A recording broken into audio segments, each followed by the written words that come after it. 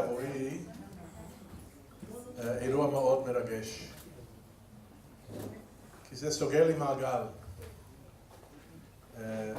רק לפני 2.5 אנחנו נפרדנו מידידנו פרופסור גבי סלומון, שהוא היה הדיקן הראשון של הפקולטה שלנו, בראש סדרה של אנשים מאוד מכובדים שעמדו בראש המערכת החינוכית פה באוניברסיטת חיפה. איתנו היום פרופסור מiriam בן פרץ, שהיא עוד מעט תגיד דברים, שהיא גם הייתה ראש בית הספר לחינוך, ועוד לילי פה, ועוד גהנק והן אנשים טובים ומכובדים שעמדו בראש הפקולטה.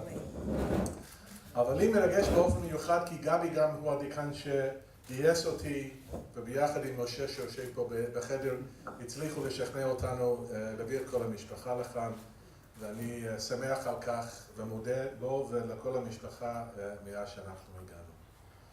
גם באותו אירוע יש אצלנו גם אשתו של גבי, אסתי סלומון, שאנחנו כבר מיודדים שנים רבות, וכמובן אורח הכבוד שלנו, פרופסור שולמן, ביחד עם רעייתו ג'ודי, שהם פה ביחד.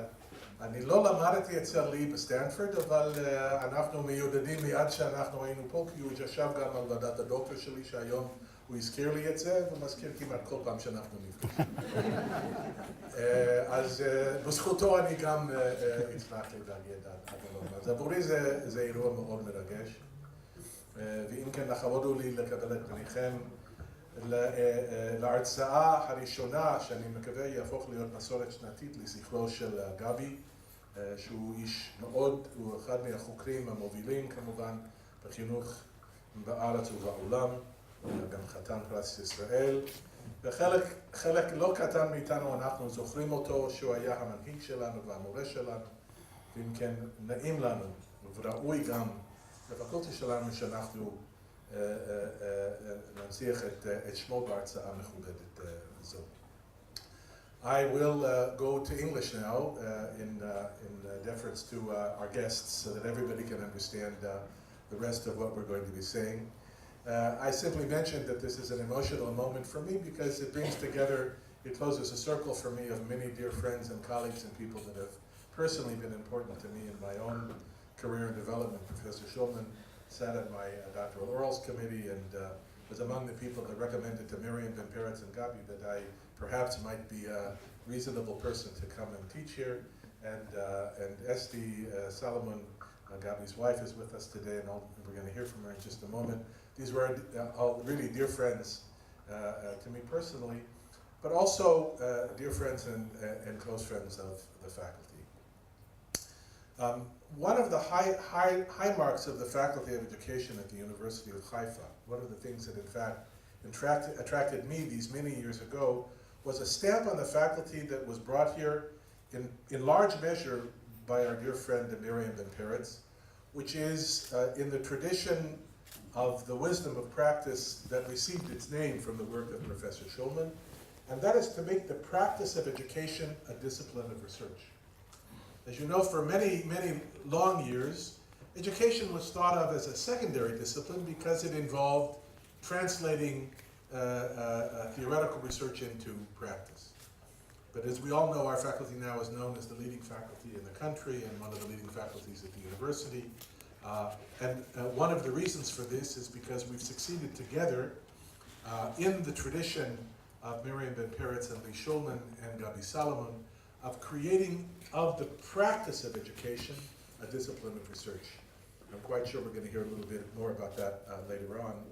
But this is an event, also an annual event in memory of our dear friend and colleague Gabi.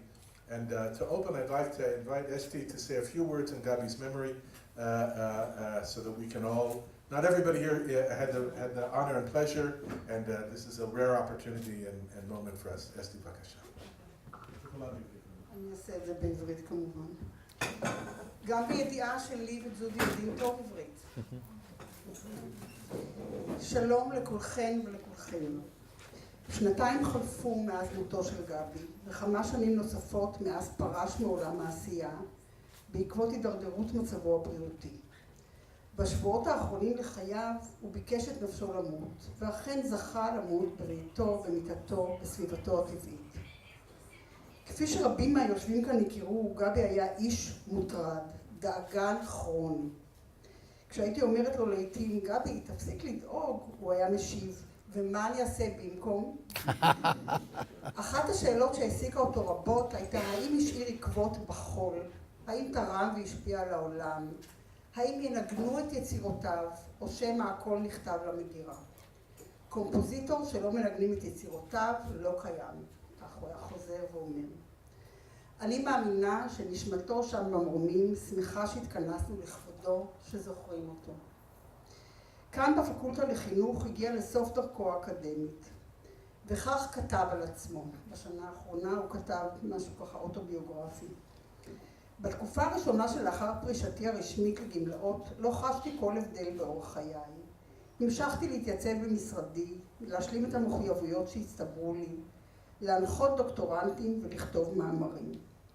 אבל המשרד הפך שקט יותר ויותר, הטלפון מיעט לצלצל, לוח הפגישות הלך והתרוקן, ומשימות חדשות לא נערמו על שולחני. כמי שהיה מורגל בגיחות לחו"ל, אחת לכמה שבועות, חסרים לי מאוד ריח הדלק השרוף וארוחות המטוסים הדלוחות. העשייה הקדחתנית שאפיינה את רוב חיי חלפה לה. חייו האקדמיים של גבי היו מרתקים בעבורו. הוא נהג לומר שאין הרבה מקומות שמשלמים משכורת כדי שאדם יקרא וירחיב דעת. ההוראה, ההזדמנות ליצור קורסים, לחשוב על נושאי מחקר, לתמוך בסטודנטים בתהליך כתיבת עבודותיהם, תמיד רוממו את רוחו. מעולם לא שמעתי אותו מתלונן על העומס. גם אם קיבל את הצעת הדוקטורט לקריאה ביום שישי, והסטודנט היה צריך להגישה בראשון. גבי החל את דרכו האקדמית כסטודנט באוניברסיטת ירושלים. הוא נרשם ללימודים לאחר שנה של עבודה חינוכית במעלות, בה הבין שהעשייה צריכה לשלב ידע, שכוונות טובות אינן מספיקות. כשהגיע לאוניברסיטה ראה בה רק גשר, אך הגלגל הסתובב וכך כתב. ימיי כסטודנט עמדו לקראת סיומם, והתחלתי בחיפושים אחר מקום העבודה. הספקתי כבר להגיש מועמדות לעבודה בתחום החינוך, כשהוזמנתי לחדרו של קרל פרנקנשטיין. הפרופסור פרנקנשטיין היה באותם ימים ראש בית הספר לחינוך, ולמרבה הפתעתי הוא התעניין בתוכניותיי. אחרי שהאזין לתשובתי הודיע לי נחרצות, לא, זה לא התוכנית שלך. הסתבר שהיו לו תוכניות אחרות בשבילי, והוא מיהר לקדם אותן. מה אתה רוצה ללמוד בלימודי הדוקטורט, ולאן אתה רוצה לנסוע כדי לעשות את זה? שאל. הייתי המום. עד לאותו רגע לא חשבתי כלל על האפשרות של קריירה אקדמית. לא יכולתי לדמיין את עצמי בנעליהם של המרצים הנערצים שלנו. לא חשבתי שאני טוב מספיק. והנה אני יושב מול פרופסור פרנקנשטיין שמסביר לי שהאוניברסיטה מחפשת מועמדים לתוכנית שנועדה להכשיר את דור העתיד שלה. התוכנית נקראה תוכנית אלישע, על שום הגלימה שהעביר אליהו אל אלישע כאות להעברת תפקידו. התוכנית כללה איתור של תלמידי MA מצטיינים ושליחתם לאוניברסיטאות בחו"ל במימון מלא. תמורת התחייבות שלהם לחזור וללמד באוניברסיטה העברית. זו הייתה ללא ספק שיחה מרגשת ביותר, ועד היום אני שב ומתרגש כשאני נזכר בניסוחיו של פרופסור פרנקנשטיין. כמובן שהשיחה הזו הביאה לתפנית בעלילת חיי. בכל השאר זו היסטוריה, כמו שגבי נהג לומר. הוא התקבל ללימודי הדוקטורט באוניברסיטת סטנפורד, ושם גם אני הכרתי את פרופסור שולמן, גבי הכיר אותו בשנות ה-70, אני מבינה. בפרק האחרון של חייו, גבי חזר לעשייה חברתית. כשפנה לתחום החינוך לשלום, שוב חזר ואמר, העולם מלא כוונות טובות, אך אלה אינן מספיקות. הוא הקים את המרכז לחקר החינוך לשלום, יחד עם ברוך נבו, במטרה לפתח ידע העוסק בתחום, וכך חזר להיות אקטיביסט שיוצר ומגבש ידע. בשנה האחרונה כתב בלוג שעסק בענייני דיומא, וכותרת מאמרו האחרון, יומיים לפני מותו, הייתה, והמשכיל ביום ההוא יידום ונדם. אני רוצה לסיים בשיר של חיים גורי. אמרו זאת מקודם, לפניי, לא משנה, שאדם יסודו מעפר וסופו לעפר. מאז הגירוש מהגן לא נתקלנו במקרים חריגים, רק הנשמה תהלליה, ובמקרה הטוב תשכון לה בספרים, כי רבים הנשכחים ומעטים הנזכרים. תודה רבה.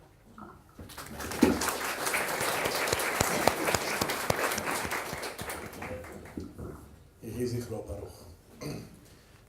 לכבוד הוא לי עכשיו להזמין את פרופסור מרים בן פרץ, שעמדה בראש בית הספר הזה שנים רבות, ואחר כך הקימה את המרכז החינוך יהודי, שבראשו גם היא עמדה שנים רבות. ולגבי אמריטוס, שאנחנו החלפנו כמה סמוכים בינינו בעניין הזה, I used to say about Miriam, when it comes to retirement, she's not clear on the concept. She doesn't actually know. And so it's a great pleasure to be able to welcome her back, especially for many of our younger faculties, where we've become a very young faculty. Not everybody has had the pleasure of getting to know Miriam and the wonderful contribution she's made to our faculty. So this is really an extraordinary opportunity for all of us to stand in the tradition of the wonderful people that built this faculty. Miriam, b'vakasha.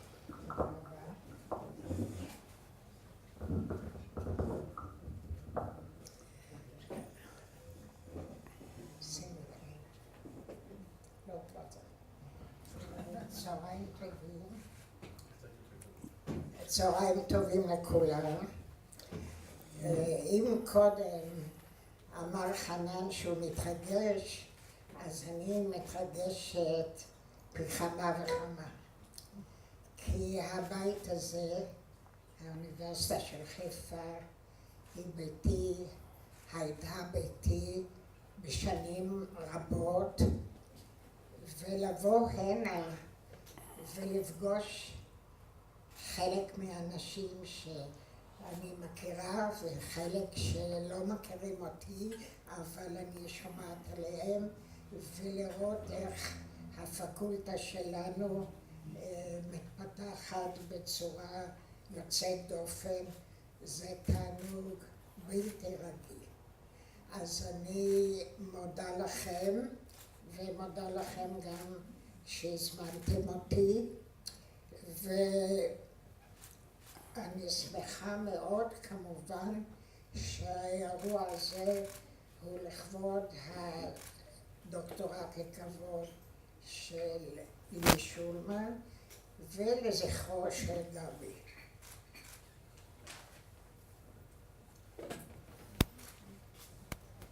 מה לעשות?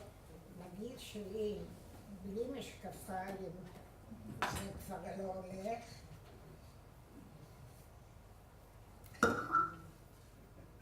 טוב שהמציאו משקפיים.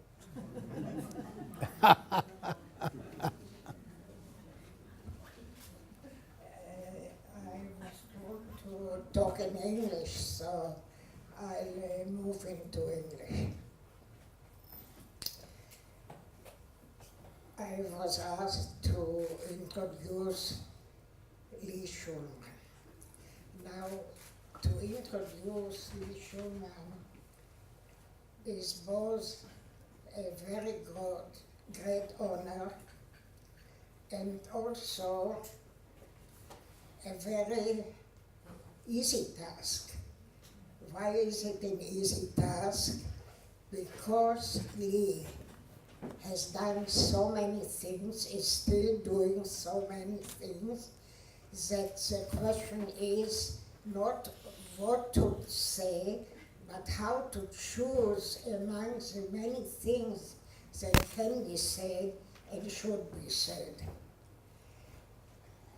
In many domains, Lee Shulman is a shining example, not only as a scholar, as a teacher, but also as a human being who understands, knows how to use the quite few years that we have on this planet in many ways, and in each of these ways to bring to everyone who knows Lee and came or comes in contact with him, to bring to all of us a lot of knowledge,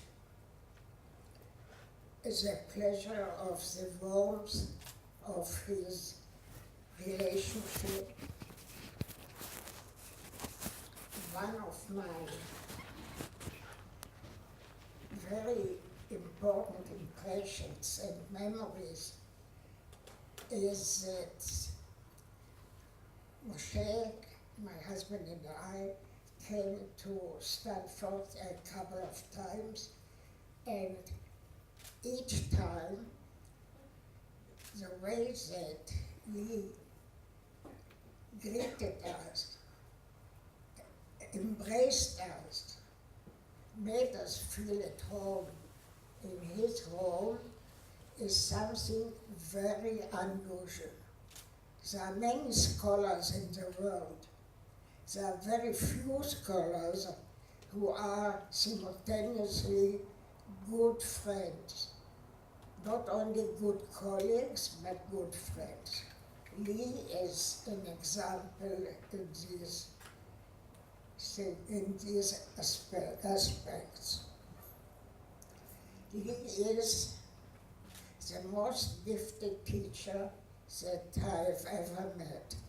Any lecture, any presentation, any discussion becomes an event of gaining knowledge and experience the joy of gaining knowledge.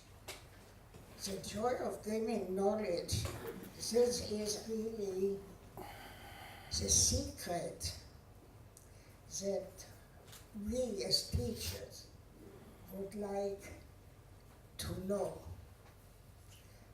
It's not an easy issue. Few of us are able to make the gaining of knowledge an event of joy. By the way, I'm laughing because I'm now going to mention Schwab for a moment, and people who know me say, why is it that every time you open your mouth you mention Schwab? Schwab was a kind of teacher who really made an impact, and he wrote about the relationship between passion and knowledge. And I think that Lee made the passion of knowledge part of his being, and he succeeded in sharing this passion for knowledge, the joy of knowledge, with his students and colleagues. Don't be afraid, I won't talk too much. Though my family says never give Miriam the right to speak because it's very difficult to stop her. I'm sure Hanan will know how to do it.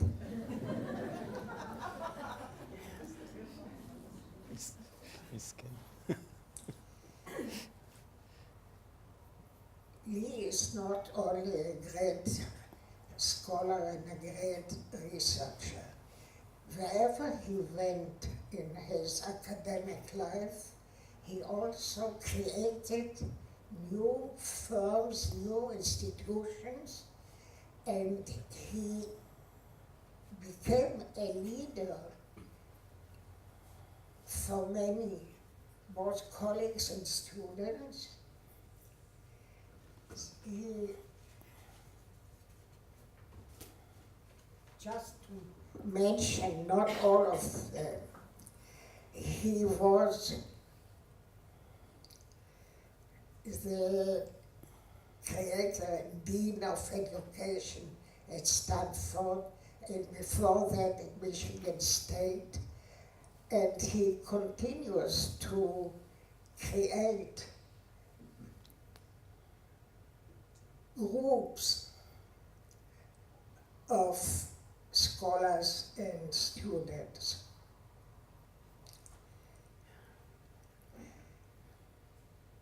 One of the ways that society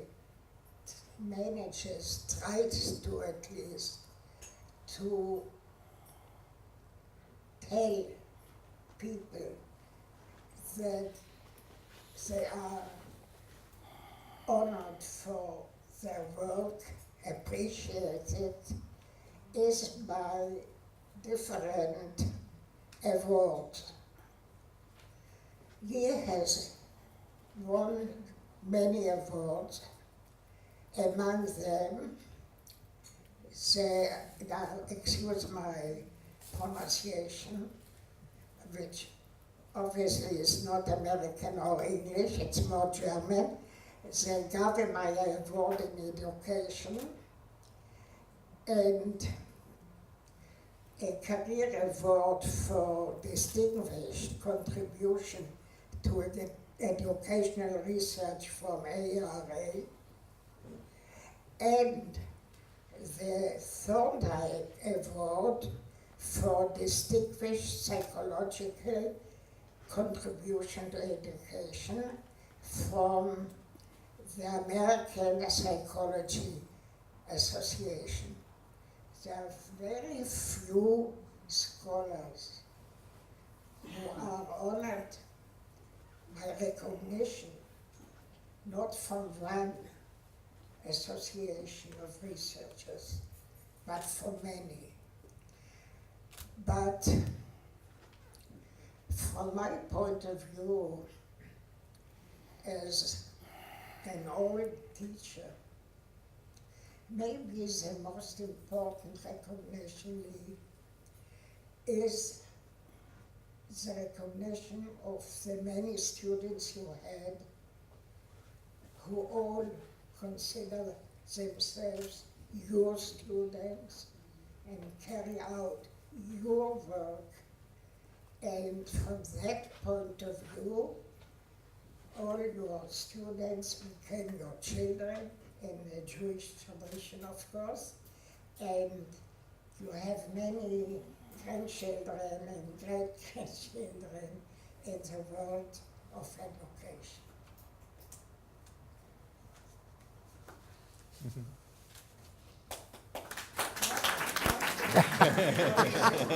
I'm finished? No, this is just a pause. If you think that you are going by your clapping to make me stop. You said that I would know how to bring it to an end?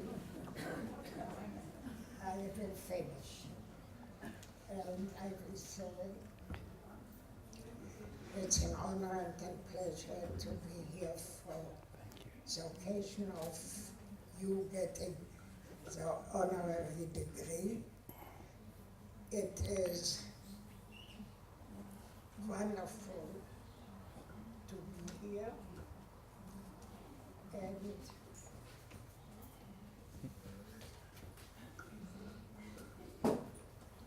I have many things to say because I didn't speak about one of the most important.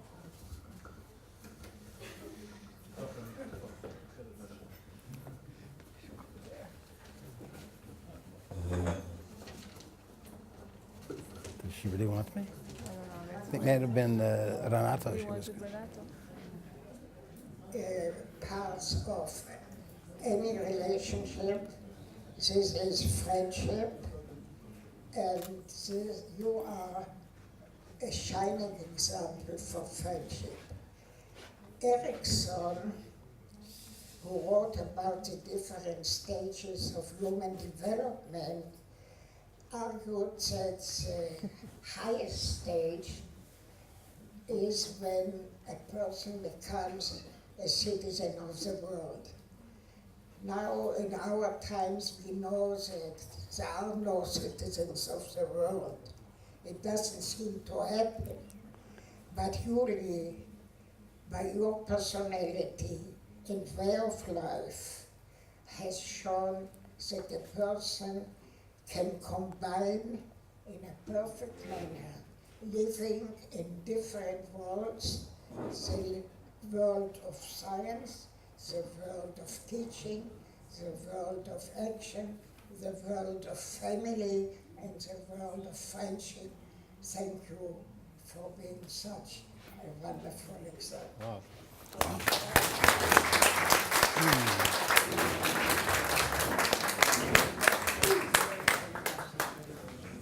Rega Renato.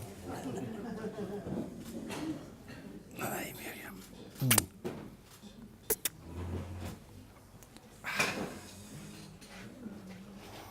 מרים, את מכבדת אותנו בנוכחותך פה.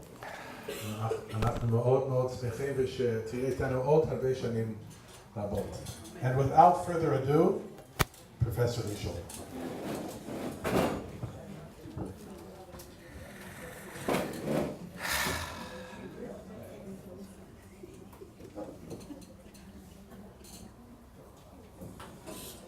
זה קדימה, זה אחורה. Okay.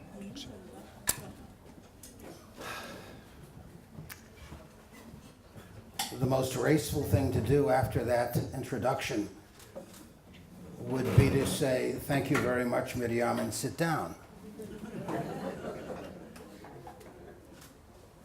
הייתי מוכן להרצות בעברית, אבל כנראה יהיה הרבה יותר נוח למרים אם גם אני פונה לאנגלית, לא שפת האם שלי, זאת יידיש, אבל ברשותכם, I will speak in English, but if there's time for conversation afterwards, please feel free to speak in Hebrew, and I'll respond to you in English. The title of my presentation is The Research University as an Institution for Teacher Preparation. And the as is very important because so very often all over the world we find ourselves arguing that teacher preparation ought to exist within a university, a great research university such as this one. And indeed, I discovered when I moved from Michigan State University to Stanford in 1982 that just 1 year earlier, the faculty, by only one vote of the faculty, turned down the recommendation to close the teacher preparation program. I'm happy to say that the teacher preparation program is alive and well and flourishing at Stanford.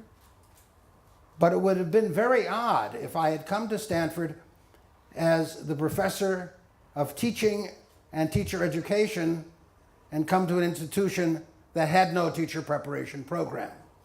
It would have been very much like coming as the dean of the School of Medicine a year after they closed the program for preparing physicians. It would have seemed as a somewhat empty opportunity.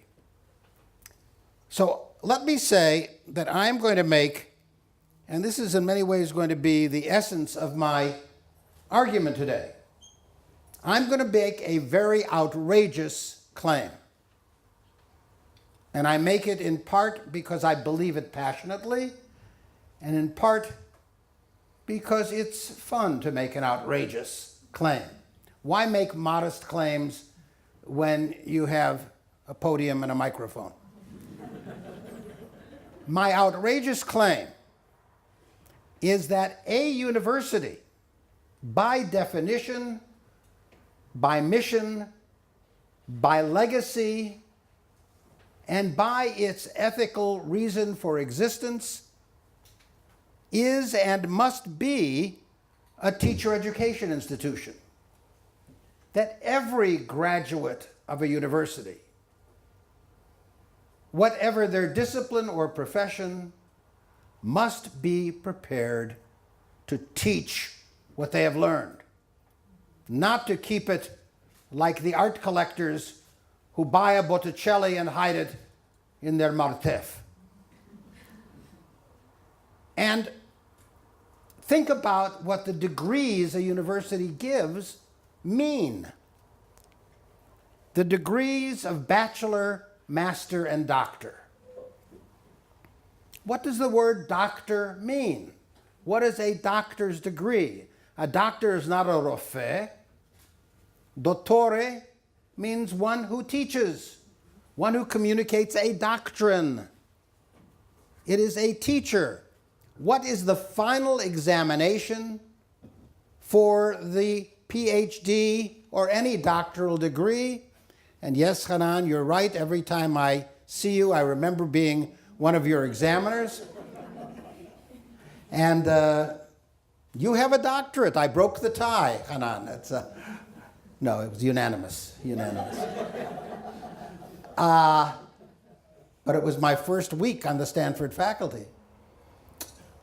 And there was poor Hanan doing a dissertation applying the philosophy of Joseph Schwab to the curriculum and program of the Jewish Camp Ramah, Machane Ramah. Well, it turned out that Schwab had been my teacher at the University of Chicago. So I knew something about Schwab, but I had also spent 6 years at Machane Ramah, both as a camper and as a member of the staff. The last of those 6 years was the most successful because I met my wife Judy at Machane Ramah in, dare I say what year, dear? 1957. But we didn't get married till 1960, so it's and the doctor's degree, what's the examination for the doctor's degree? The doctoral oral examination. 2 parts. First, you demonstrate that you can give a lecture that is your thesis. You summarize your thesis. It's a test of hayocholet lahartzot. It's a lecture test. And then what you must do, you must defend it in disputation, argumentation, and discussion. Therefore, you must demonstrate not only that you can do an original act of research, but you can teach it and engage in active discussion around the thesis. It's a teaching examination. Interestingly, if you go back to the Middle Ages and the birth of the university, there was no difference between the degree of master and the degree of doctor, because what does master mean? A schoolmaster, someone who teaches. It's a teaching degree. And then you have the right to ask, but what is a bachelor? Why should they give a degree to someone who's achieved the status of still being unmarried? But that's not what the bachelor means. If you go back to the origins of bachelor, it is, as we in the field of education would say, the degree of student teacher. It is someone who has developed enough knowledge to be qualified to enter a program to become a master or a doctor and become a fully qualified teacher. So the basis for my outrageous claim is, first of all, that's what universities were always about. But the second is, if you ask those of us who grew up in research universities, if you ask us, my microphone is falling apart, Miriam, you did a job on it. It's, when they tried to stop you, I felt a little bit like sitting in a Beit HaKnesset during the Ilah, Yom Kippur, והחזן הוא שר באופן כל כך יפה, אבל רעבים. ברחמורס, קצת רחמנות חזן. אבל החזנות הייתה יוצאת מן הכלל. In any event, if we think about why do we train scholars, and a phrase that I've become very, very comfortable with is we prepare scholars to be stewards of their discipline or profession. I'm not sure what the proper Hebrew for a steward would be, shomrim, but preservers. These are people who are responsible for protecting the integrity of a field, constantly critiquing it and filtering it so that misunderstandings disappear, but also generating new knowledge. Well, who does that? What role, how does a discipline or a profession sustain itself? Only through teaching. The way to make your ideas eternal is to teach them to someone else. Sometimes we teach through writing, but very often we teach through interaction. And Miriam, thank you for mentioning my relationship to my students, because for me, that's more important than any citation or publication, because they carry ideas. And the beauty is, my students don't carry my ideas. They carry their own, which may have been stimulated by working with me, but almost always they're much smarter than I am. And they take their work very far.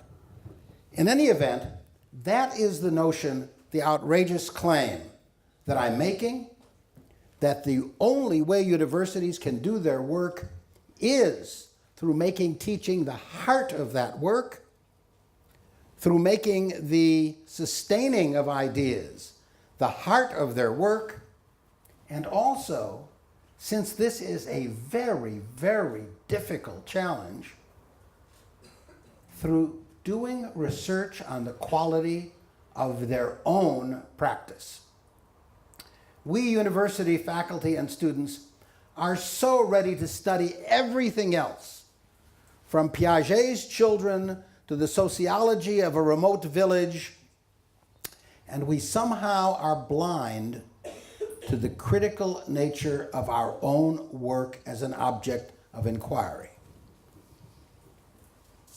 My colleagues, to call ourselves a research university requires that the university itself be a context and subject for the finest research.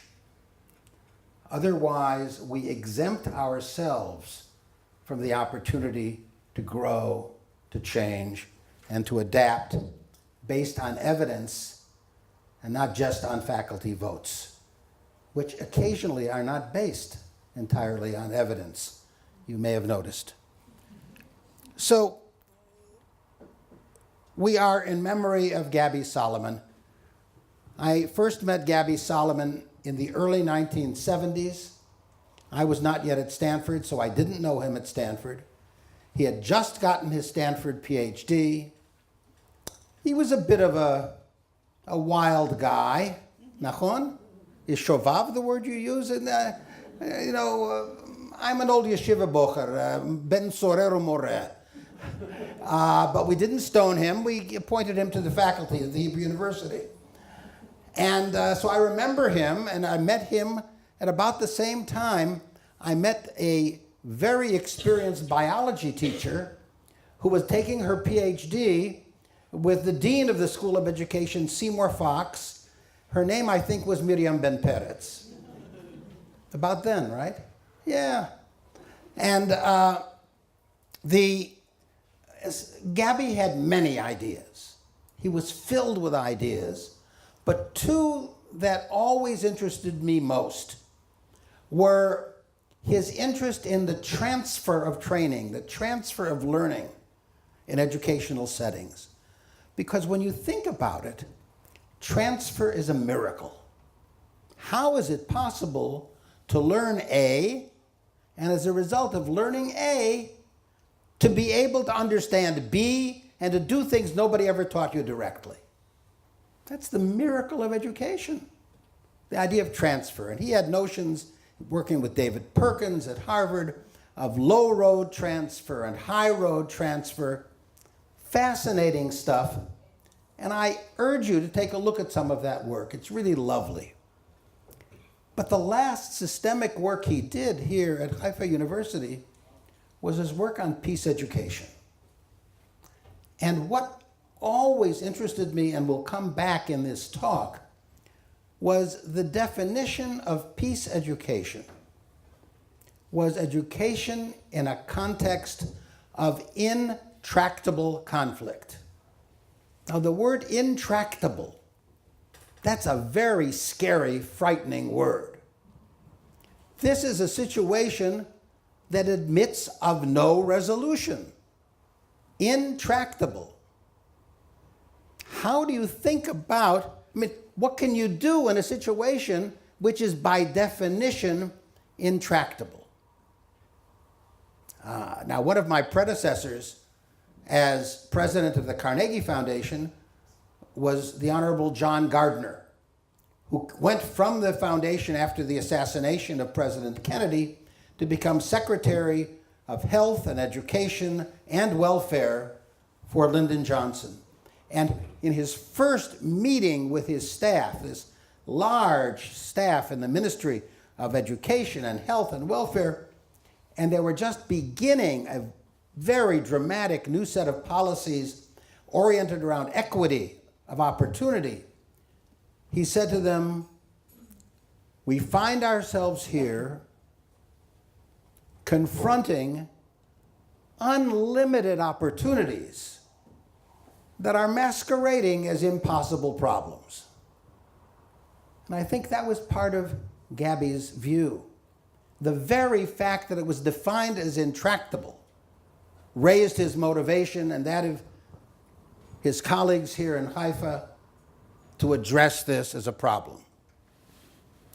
These are very hard questions.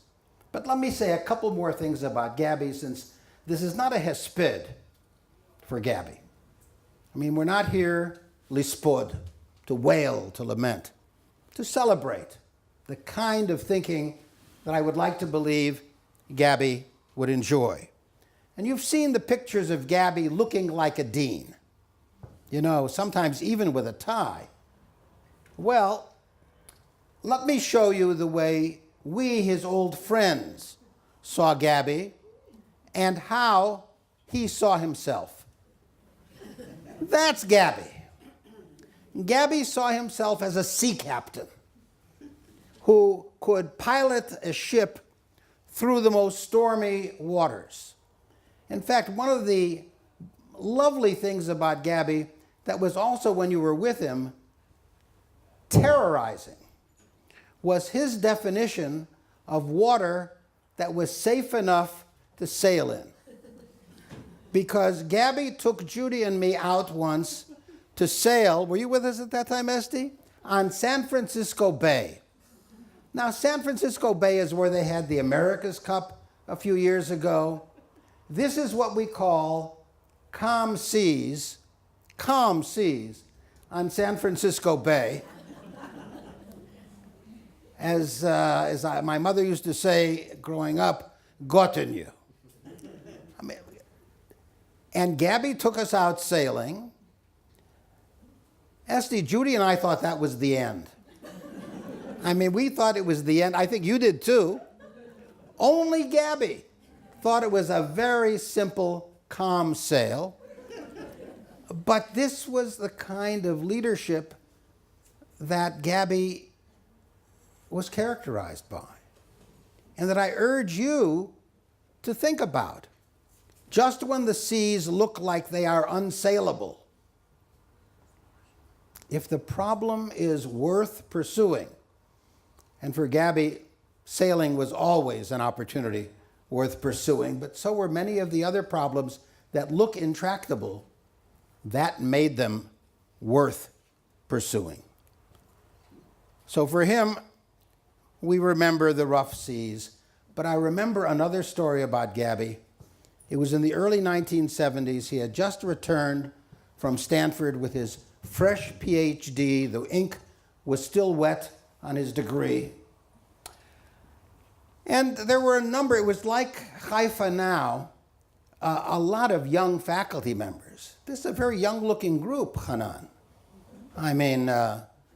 They must have very good physical therapists and plastic surgeons. In any event, there were a number of young faculty, and I had come to know someone whose name probably you don't remember because you're much too young, Avraham Minkovich. Minkovich, you remember, Moshe, one of the leading educational psychologists of Israel, and I was working with him on something called the Minkovich Report, which was modeled after the Coleman Report, to be the first comprehensive study of the quality of Israeli education. We were sitting at dinner one night, Minkovich and I and a couple of other somewhat senior faculty members at the Hebrew University School of Education, and Minkovich says, Shulman, tell me what you think of, and he names two junior faculty members in their 30s, early to mid-30s. He says, what do you think of them? He asked me about the first one. I said, I think he's very promising. He has a very, very positive future. Minkovich shakes his head. And what do you think of Gabby Salomon? And I said, oh, Salomon, I like his prospects. He's got a keen mind, very aggressive in how he thinks about it. Minkovich got sick of me. He said, Shulman, I'll never ask you for an evaluation of someone again. You have nothing good but good things to say about them. And so it was that Minkovich refused to accept my positive evaluations of Gabby Salomon and another junior faculty member, Daniel Kahneman. So, lo navi anochi velo ben navi, but occasionally my nevuot are reasonably good. We know what happened with Gabby, and whatever happened to Kahneman, I don't. In any event, this was a man whom I greatly admired. But in the spirit of a hesped does not only look back, it uses the opportunity to look forward, to look ahead. Because if all we do is look back, it's a hard way to drive, even in self-driving cars. So what I'm here to really talk about goes back to my outrageous claim. And my outrageous claim focuses on teaching as a form of professional education. Now, as Miriam hinted, what's characterized my work since the late 1960s is that I am a commuter. I don't stay in one place even when I'm on the same faculty. Since 1968, I have never had a single appointment. I've always had joint appointments. And the first one, and in many ways the most exciting, was at Michigan State University, where I was professor in both the School of Education and the School of Medicine. I am not a medical doctor. I hold a higher degree. It's called a PhD. Well, the MD is an undergraduate degree. You know, we just let's set that clear. But I was asked to help because I was doing research on complex problem solving to create a new school of medicine at our university. I became one of the first faculty members. I spent the next 10 years doing research on medical thinking, medical diagnosis, medical problem solving, how it is learned, and how you might teach it. At the same time, I didn't leave the School of Education. I was still in the School of Education, spending half my time teaching future teachers and doctoral students in education. So I was commuting often in the same day between my office in the School of Education and teaching there, and my office in the School of Medicine and teaching medical students.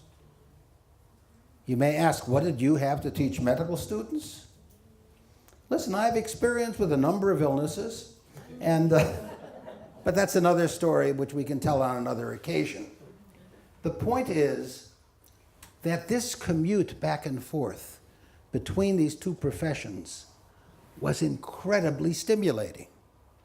I saw so many ways in which the way we did things in medicine were so much smarter than we were doing it in teacher education and vice versa. One thing you can be sure of in any program of professional education is it has its flaws, it has its problems, it has its deficiencies, but often not the same flaws and not the same deficiencies as in the next profession over. Lily, we've talked about this a bit, a passion of your former dean, Lily. Looking at education in the professions, but if someone asks me, what is your profession? Ask me mine. I have said for many years, I'm a teacher educator. That's my passion. I'm fascinated by all of these other professions and the challenges of preparing people for them. But the area I know best, which doesn't mean I know much, but I know best, is the education of teachers. That is my profession. So I want to talk to you briefly today about looking at teacher education from 3 vantage points. First of all, from the inside. Many of us are teacher educators and we are insiders. That's our community, that's what we do, that's where we live. And to do not enough of it, not enough of us, it also should be where a lot of our own research takes place. One of my big criticisms of our community in education is that teacher education, people learning the most difficult job in the world, learning to teach, is going on in front of our noses. And we don't see understanding that process as a legitimate research problem for us. And yet there is so much to be learned longitudinally, developmentally, cognitively, socio-emotionally, from watching people transforming themselves from students into teachers, and from teachers into colleagues in teaching. And so often we in the School of Education don't study that at all. And I'm very pleased that as I look back, that when I was doing work in medicine, what I was studying was how people learn to do medicine. And what I've been doing in schools of education and teacher education is trying to understand what kind of knowledge, experience, skill, perceptions are developed in the course of becoming a professional that we call a teacher. But as I commute back and forth, and now especially in my years at the Carnegie Foundation, study schools of law, of engineering, of nursing, seminaries preparing priests and rabbis and ministers, physical therapy. One of the things that is very, very clear, and I'm going to comment on that later as well, is that part of being a professional is not only acting on behalf of your client, it's teaching your client. All professionals are expected to teach, and very few of them are capable of doing it. When was the last time you had a discussion with your orech din?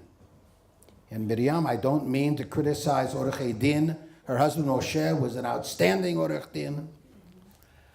You go to your orech din to discuss some issue, if you get to our age, about taxes, inheritance, whatever, and he explains or she explains it thoroughly. And then we go out of the office and we've paid a lot of money to get that advice. And I turn to Judy and say, boy, I hope you understood what he said because I haven't got a clue. I mean, part of being a lawyer is being able to teach, to explain. You go to the doctor. How often do you leave with a prescription, but just as puzzled about what's going on as you were before you went in, maybe even more puzzled? And the same thing with so many professions. I have studied engineers who have great difficulty communicating with the people they're collaborating with, much less with their clients. Now, they're working on this. They're trying very, very hard. One of the most exciting experiences I had a year ago is I was on a committee searching for a new Sgan Yoshev Rosh of the Machlaka of Chirurgia at the Stanford Medical School. Very famous surgery department. What was the position for which they were doing a search? The vice chair of the Department of Surgery for Education. They were the last clinical department in our medical school to have a vice chair for education. All the others already had one. And as we came down to the final list of candidates, every one of them from around the country was already a full professor of surgery, was actively doing surgery, okay, and also had a master's degree in health sciences education. They weren't even considered unless they had been educated at the master's level on teaching and learning in the health sciences. This is a dramatic change. The recognition of the importance of not only teaching future surgeons, but teaching them to teach others. So the professions are highlighted, especially the professions that, as David Cohn calls them, the professions of human improvement. Professions whose goal is to help us as human beings improve. Teaching is at their heart. There's another thing about professions that is fascinating and helps us understand teaching better. And that is, professions prepare people not only to get smarter, but to act on the world using that intelligence. When I interviewed a group of engineering students, they expressed it best. I asked them, if somebody asked you, what's an engineer? What would you say? They talked to each other to agree on a definition, and their definition was very straightforward. An engineer is somebody who knows math and the sciences in order to mess with the world. To mess with the world by designing and making things that other people can buy and use. Lovely, but they weren't done. And once you mess with the world, you're responsible for the mess you made. Professions act in the world. And just as the engineers say, once you act in the world, ata achrayi, you are responsible morally, ethically, professionally for the changes that your intervention entails. That's why education is a profession. That's why we are professional faculty, because we prepare people not only to understand, but to act on the world.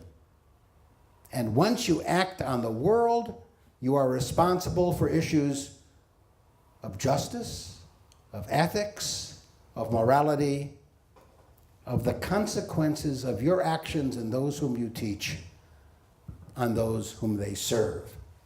And professions are all responsible for those that they serve. All right. So what I love about teacher education, what I just love about it, is how much is going on inside the field. This has become one of the most exciting fields of research and development in all of education, in all of higher education. I've been very excited for the last 30 years working on this question of pedagogical content knowledge. And pedagogical content knowledge was all about what is it that teachers of mathematics, for example, know, understand, that are able to do that mere mathematicians cannot. What are those things that teachers understand of biology or of history that someone who only understands biology and history but not its teaching doesn't understand? These are the issues of pedagogical content knowledge. And these are questions that are not only questions of cognition and of action, they are questions of policy. Because it was very important for me and for my students and colleagues to be able to make the argument that teachers are not more stupid than real scholars. You know, those who can do, those who cannot teach, nonsense. Those who understand can teach. Those who merely can do have to do. Chaval. But the teachers have the highest level.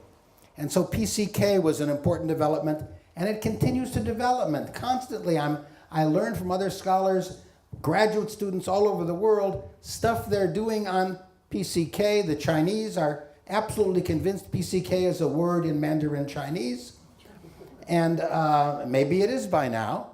But this work has also then led to work that reminds me of the work of Schwab, because understanding content in a way that permits you to teach as well is very different than understanding it stam.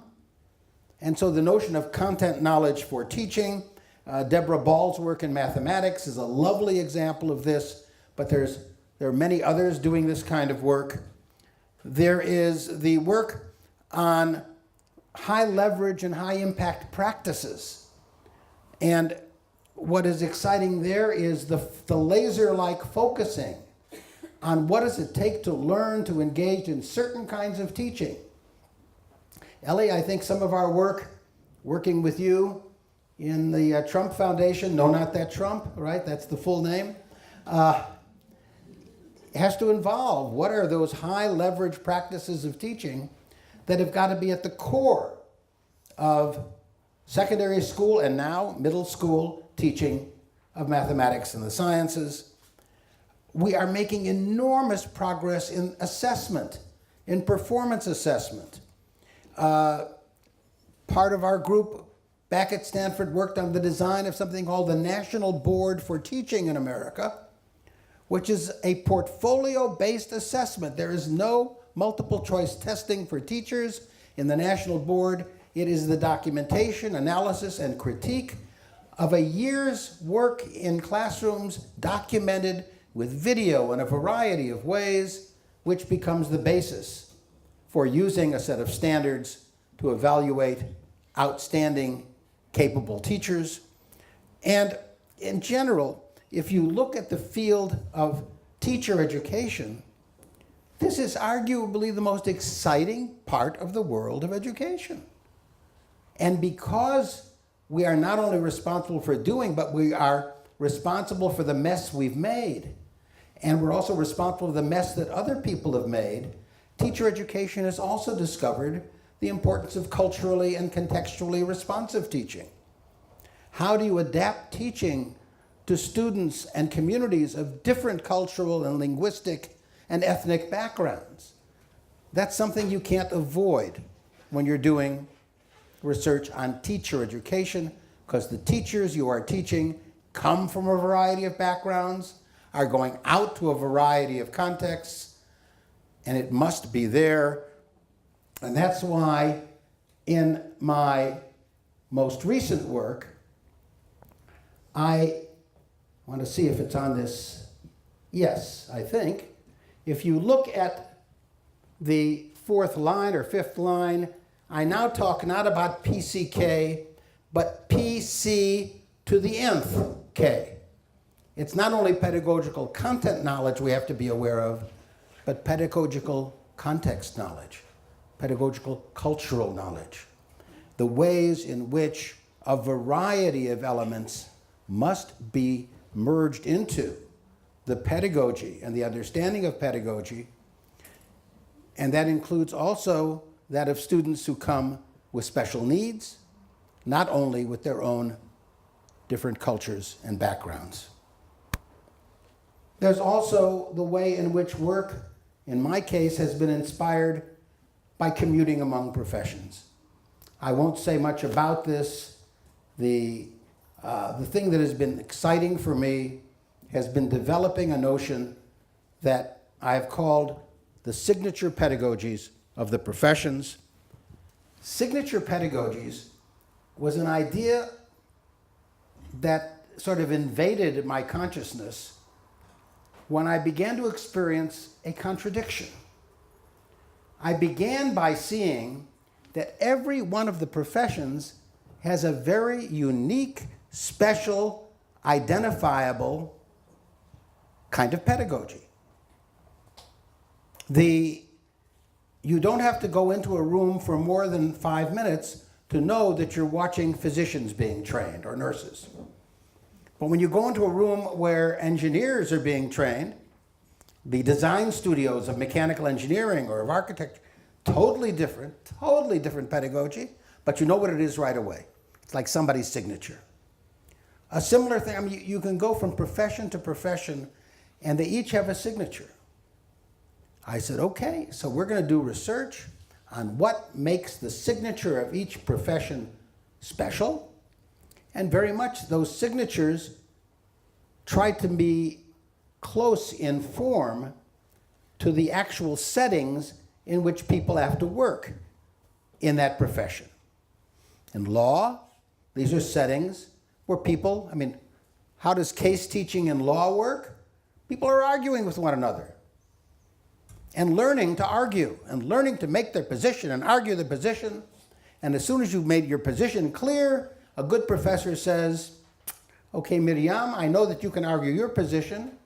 Lily disagrees with you entirely. Take her position and make that argument now.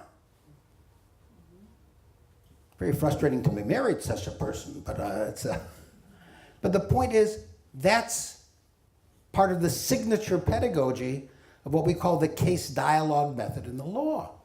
So I was ready to do this very lovely theory about the different signatures of each field pedagogically. And then I began looking more deeply with some of my colleagues at Carnegie. And we found a paradox. The paradox was that although what linguists would call the surface structure of these pedagogies was unique to each discipline, it was like in Hebrew where you find different words and they all have the same shoresh. That the deep structure seemed to be very much the same. That the signatures look different. But analytically, if you drill down, you found there was a set of features in each of these disciplines that was not that different from the others. Now, I've written some papers about this, so I'm not going to reiterate those papers, but I'll just name a few of the examples. In all of these fields, the nature of the pedagogy made it very, very difficult for any student to become invisible. Students all felt that they could be expected to participate, not machar, but miyad. Whether in law schools, 100 students, and I can say, Nu Moshe, ma da'atcha. Nachon? Yeah. And now you're going to be listening even more carefully for the rest of the, Although Moshe is an old friend. He's figured out when to sleep, when to listen. Listen. This is part of the rhythm of learning, my friends. You can't concentrate all the time. That's why I enjoy teaching. It's very hard to fall asleep in the act. Although I actually did that once, but it was during a seminar and a student was giving a very boring presentation. Fortunately, one of the other students went like this and said, Lee, you're snoring. Lo mishaneh. But the point is that it's very difficult in all these settings for students to become invisible. These settings are settings that are almost always interactive.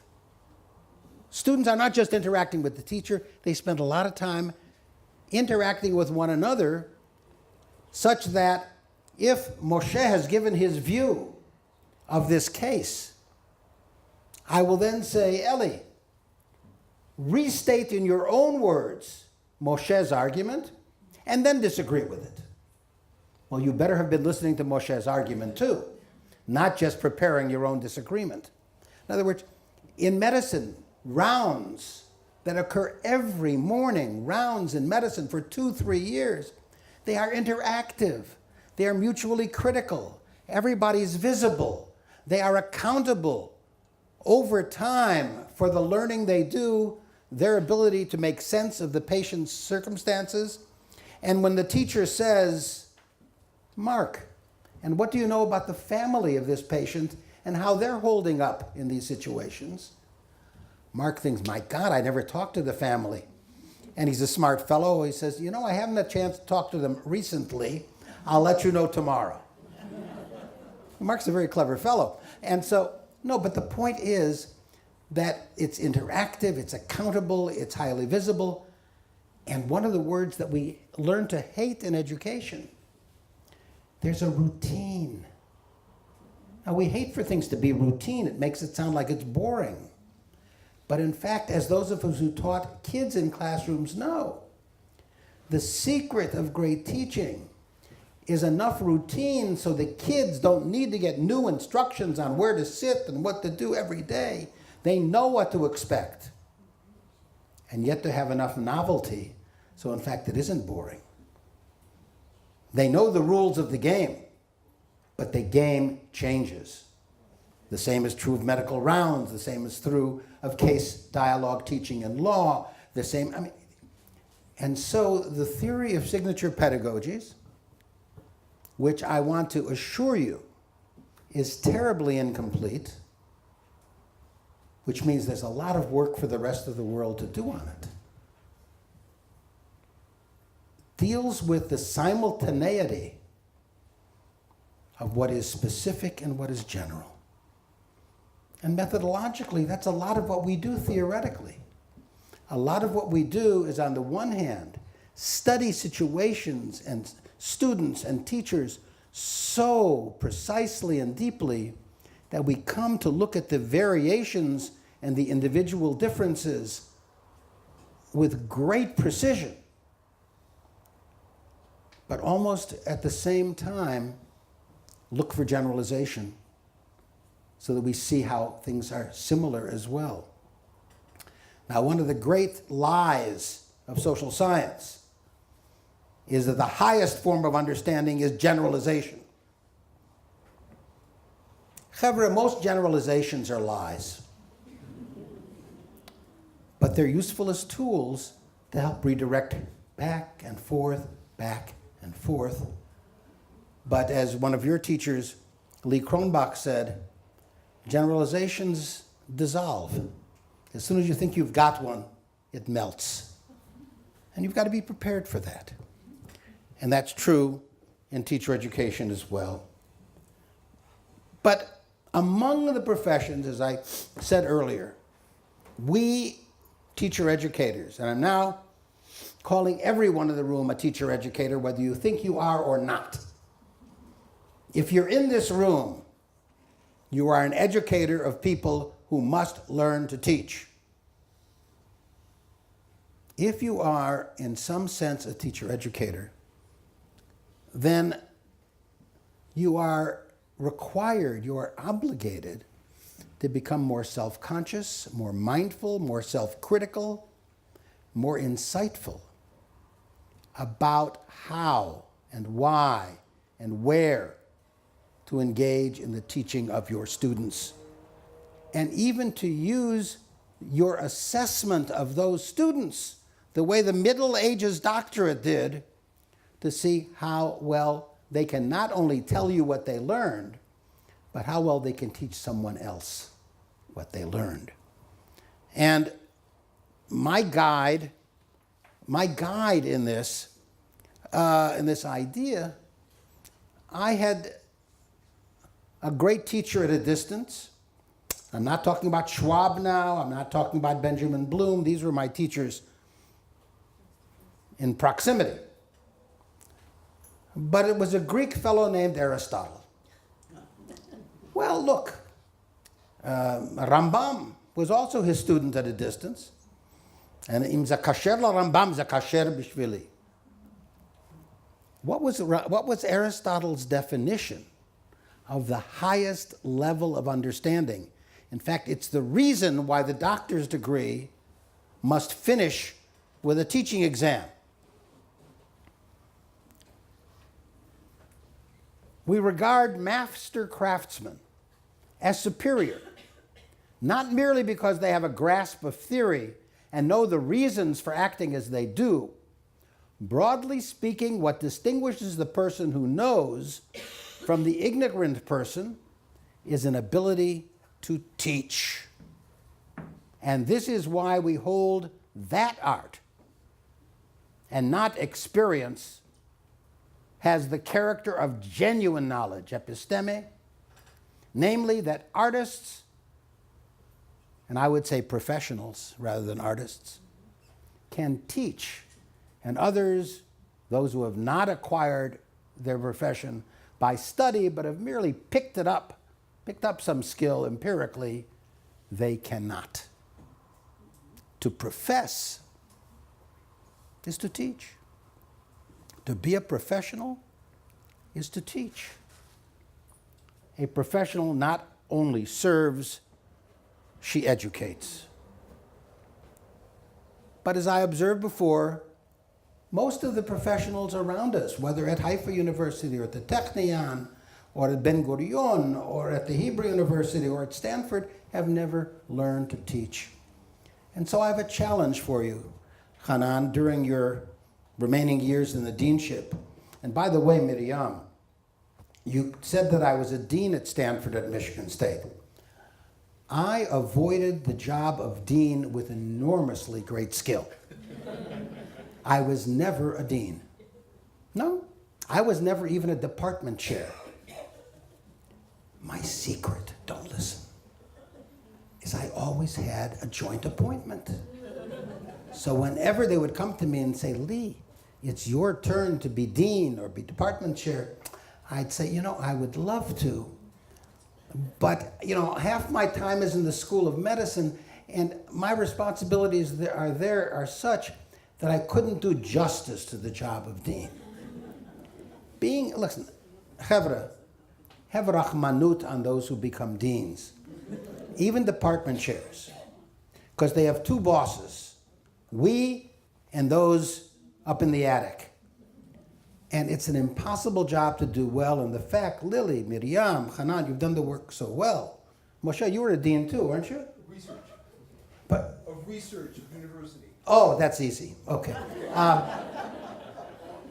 But always have a joint appointment. When I got to Stanford, the psychology department invited me to take a joint appointment. I grabbed it, and I never had to be a dean. So I went directly from professor to president. It's the only way to do it. You miss those awkward stages in the middle.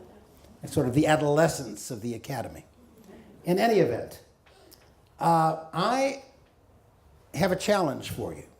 I know you've got more work to do already than you have the personnel. I think one of the ways for the School of Education, the Faculty of Education, Hanan was trying to explain to me the difference between a faculty and a school. I'll call you a Beit Midrash, malasot. Beit Midrash lechinuch, that's the highest level. Gam lomdim, gam lamdim. Sanhedrin lechinuch. Lahavdil. In any event, you should have a new program. Lily, you should probably, with your interests, create it, which is the program on education across the disciplines, where the field work of students is to spend a month, 6 weeks, 2 months in a number of different faculties learning how Hora'ah and Lamidah goes on in that faculty, and developing new programs where people in medicine come over to the School of Education, the Faculty of Education, the Beit Midrash to educate, whatever you call it, to learn about teaching in their discipline. And let me emphasize, don't make the mistake we used to make in teacher education of only teaching generic approaches.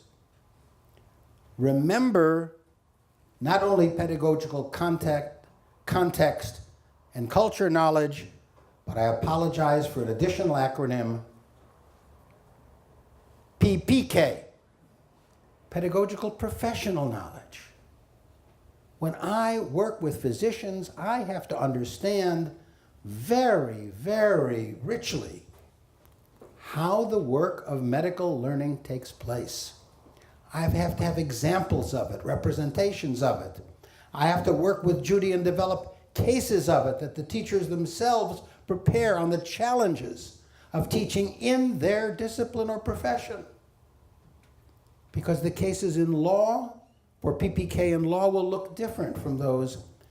But what it will also highlight is that a university with disciplinary and professional programs cannot function without a faculty of education which has people who understand the challenges of pedagogy in their profession. And if you say you're too busy for that, this calls for what we call in Silicon Valley a startup. Mamash. This is a startup worth doing.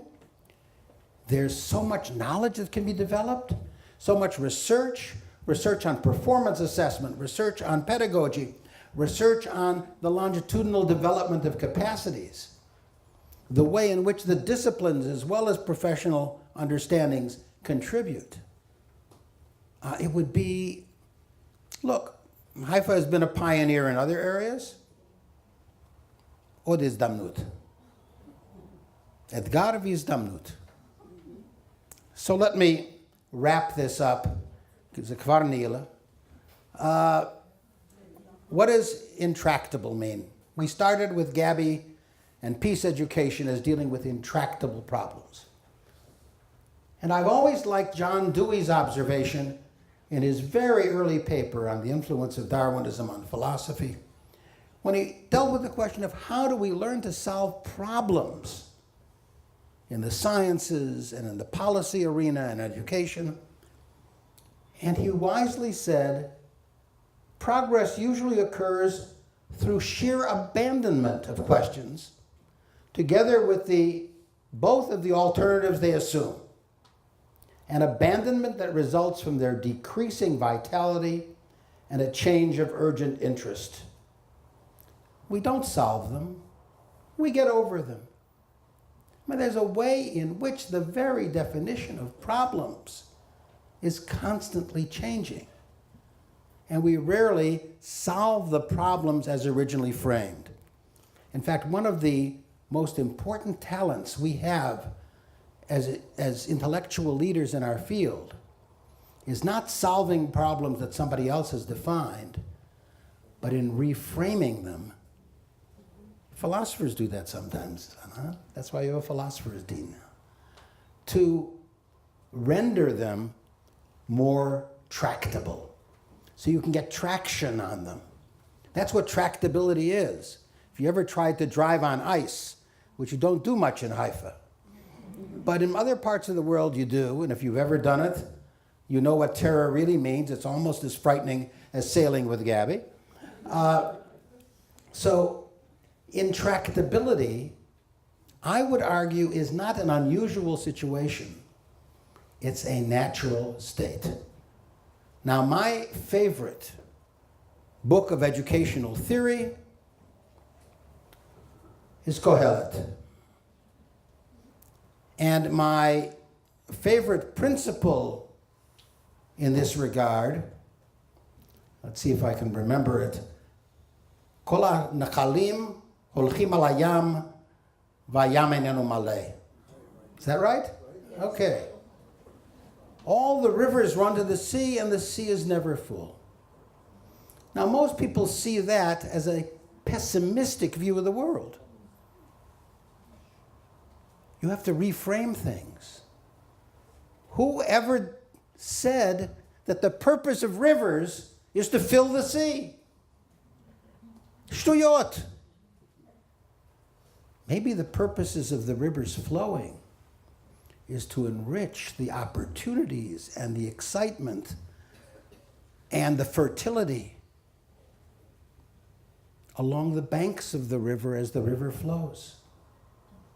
It is not our job to fill the sea, but to keep flowing and adapting with tributaries, with changes that make the ever-changing environment of the river adapt, be rich, be fertile, be exciting.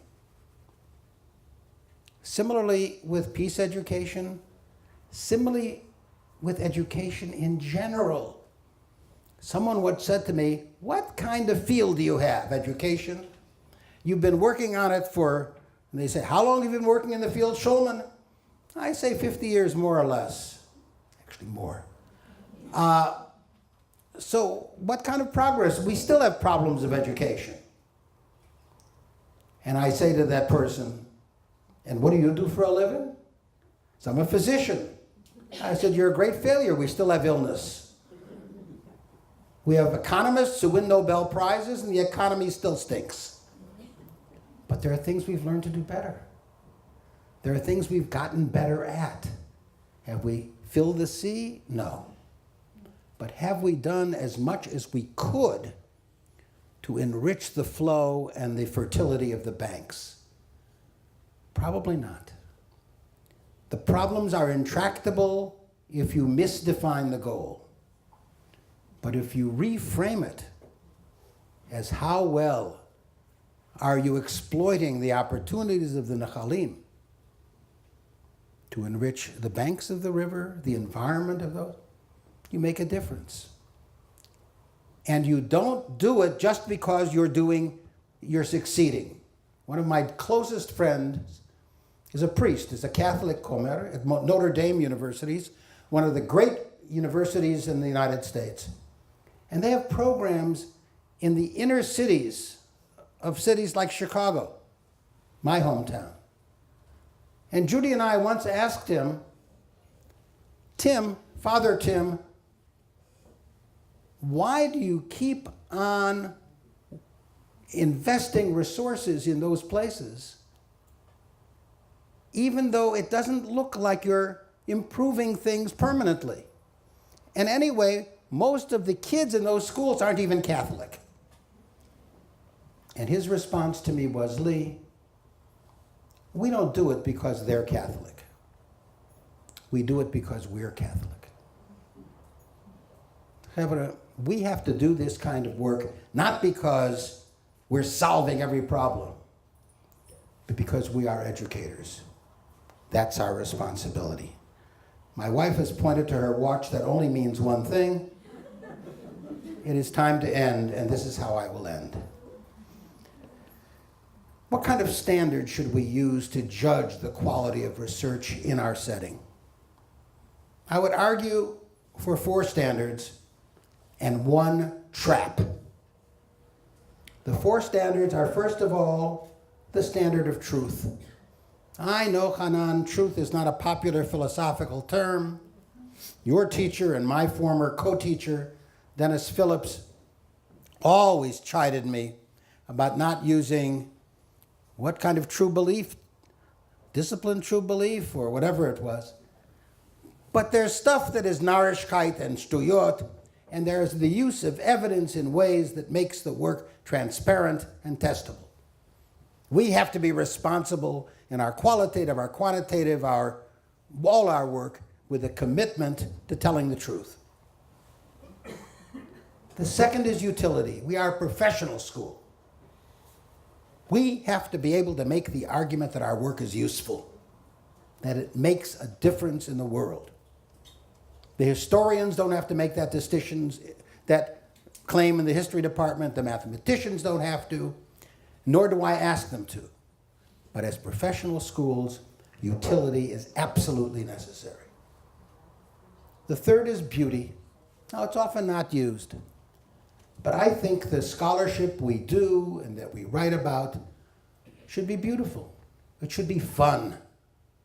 It should be joyful. It should bring delight. If it's boring and dead, I don't care how good it is methodologically. It's not worth doing. Truth and utility and a modicum of beauty. I still, Miriam, love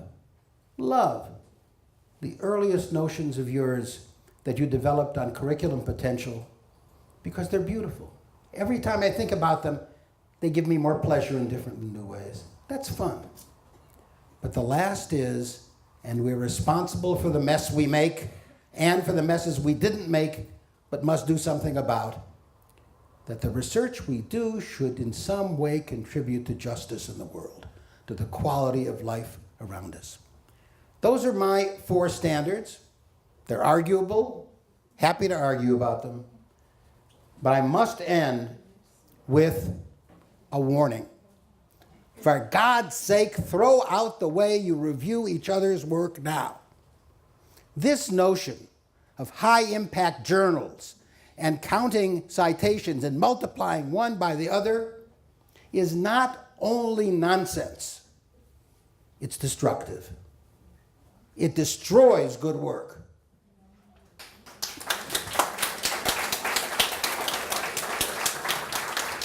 And if you claim I don't know anything about what I'm talking about, I served for 6 years, some of them as the chair of Va'adat Miluim, you call it, at Stanford University, an institution with high standards. I mean, they hired me, but that was one mistake. And one of the things we saw was that in order to look at the promotion of faculty, first of all, the standards differed from faculty to faculty. Law people would be promoted to full professor with 3 or 4 publications. But these were publications that made people think. The faculty, their colleagues read the publications. They found them stimulating, and other people were talking about them, but they weren't just counting citations, for God's sake. And they weren't only counting them if they happened on Mount Olympus Journal of whatever. No, I mean, you must take responsibility for the quality of your work. And if that means that you have to go to war with the university itself and say, to use the same definition of quality used in physics. At Stanford, we have high energy physics. If you don't have 15 publications every year, you're sleeping. Now, most of them have 20 co-authors, but that's another issue. There are fields of medicine where people produce publications the way rabbits produce babies. No. You must be strong and relieve yourselves of the nonsense of the metrics that are now a kind of michshol, and develop ones that are much more germane. That's my last story. I simply end with the wisdom of Prospero, the great hero of Shakespeare's Tempest. And at the end of the Tempest, which you may recall begins with a terrible storm, almost as frightening as sailing with Gabby on San Francisco Bay. What does Prospero wish for his daughter Miranda and her soon-to-be husband Ferdinand? I'll deliver all and promise you calm seas, auspicious gales. Mazot omeret. That we have to make the seas as calm, as inviting, as welcoming as possible for new ideas, for smart faculty taking chances, but also recognize that the calm seas must be accompanied by auspicious gales, by promising storms, very heavy winds. That was also Gabby's insight, that we create an opportunity for everyone to sail. But if you want to sail with enormous success, you have to risk auspicious gales, finding winds that blow you, even if it's frightening, in the direction that you must go. And if you want to encourage that, you can't do it by multiplying impact factors by citation counts. Thank you.